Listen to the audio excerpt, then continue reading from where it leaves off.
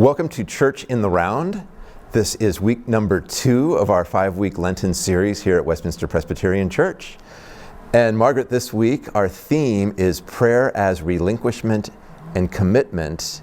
And we're focusing on the sentence in the Lord's Prayer that reads, "Thy kingdom come, thy will be done." What in the world are we praying for when we pray that together or alone? Those are big words. Right, no, absolutely. And I think that question of together or alone is an important one in thinking about what we're saying when we pray this prayer. As you and I were thinking through these themes, one of the things in lighting on this particular phrase, thy kingdom come, thy will be done on earth as it is in heaven, I found myself focusing in on that line, thy will be done, and reading it in this real kind of individual sense, right? What does it mean when we pray for God's will? That's a difficult personal question. It's a difficult pastoral question. Is it God's will that I get this particular job? Is it God's will that I marry this particular person? Or sometimes in a much harder sense, is it God's will that I lost a loved one? For some people, that is a deeply comforting notion. For other people, that is a deeply challenging notion that they would reject. So I know that that's where my brain kind of hooked in on this question. But then you really helped me to kind of broaden the lens on this phrase of the Lord's Prayer, because it begins, thy kingdom come, and that prayer for thy will be done is in some ways an echo, a repetition, an amplification of that first line. And so this is a prayer for God's kingdom on earth as it is in heaven. It's a prayer that God's will, not just for our individual lives, but for our life together, be done here on earth. And I think there's something really powerful about that.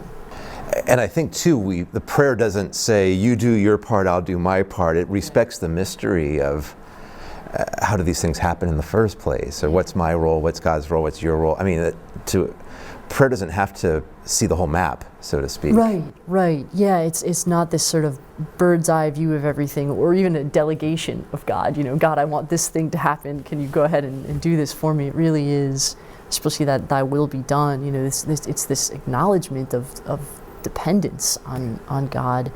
But it's also not an abandonment of one's duty.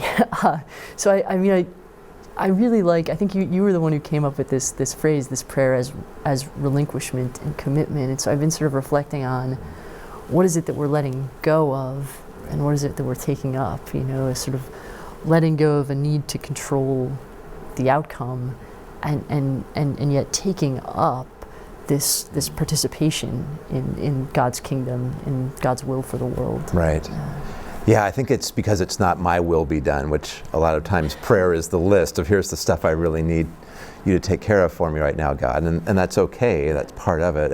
But the relinquishment part is, this is finally God's control, and my ability to shape my circumstances or other people is limited, thank God.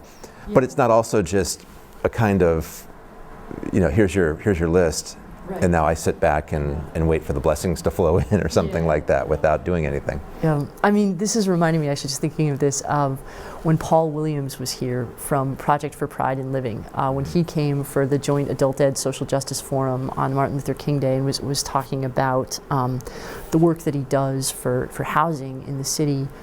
And he talked about the times that sometimes sort of well-intentioned government or nonprofit organizations come in and try to solve a problem without talking to the people whose quote-unquote problem they're trying to solve. And he gave this very simple very simple catchphrase to describe this, and he said, when a community is sort of on the receiving end of one of these projects, a simple rubric for evaluating this is if it's about us, but it's not with us, then it isn't for us. And I think there's a way in which sometimes organizations can try to solve problems without that sort of humility and with this desire to sort of seize control.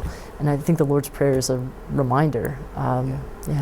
Yeah, there is a deep humility in that, I think.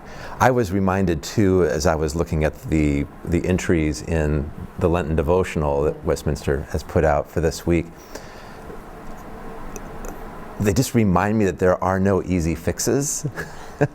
and to ask, was your prayer answered, is a really complicated question, especially when we're caught up on metrics of success or failure, or, yes, I got one of the 5 things I asked for, and no to the other or something. But it's not. I don't think the asking or the petitioning part can get measured in that way. Or what do you think about that? Or were there things in the devotional that caught your attention? I mean, I'm thinking particularly about Elena's entry for the devotional for this week. She talks about walking a labyrinth and carrying in her heart as she walks the labyrinth her commitments to multiple communities. That's what she was bringing with her. So even in this act of pause, even in this moment that wasn't a moment of action, it was still this sort of reflective engagement. There was still this sort of act of asking, which I think this prayer is telling us is valuable in and of itself. As we were preparing the curriculum for this, that the groups are talking about, you introduced me to a prayer that I had not seen before. I didn't remember it, from Howard Thurman, where he speaks about opening unto us, which I really liked because I mentioned there's so much mystery in how does, quote unquote, God's will get accomplished. And this is praying for a different thing, or maybe a similar thing. Change me, or create new opportunities for me, or fill me in certain way. Even that phrase, open unto us, is. But say more about why that prayer catches your attention, or even who Howard Thurman was. Yeah. So Howard Thurman was an educator, a theologian, a mystic, a founder of churches.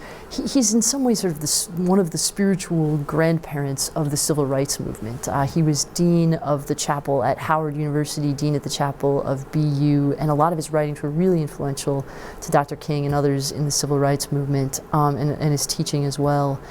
And I love that this is the spiritual foundation of this movement that brought so much, and is bringing, right, and so much change in the world.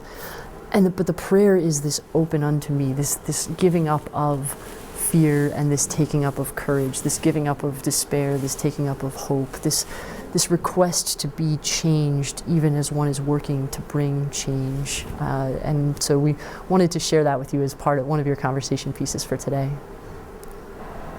Well, we hope this is a great conversation for you in your circle this week. Again, these are really important. All the Lord's Prayer is important, but these are some important terms, and to spend some time thinking about not just what we pray and what we pray for, but how this shapes us and shapes our outlook on what it means to enter into conversation with God.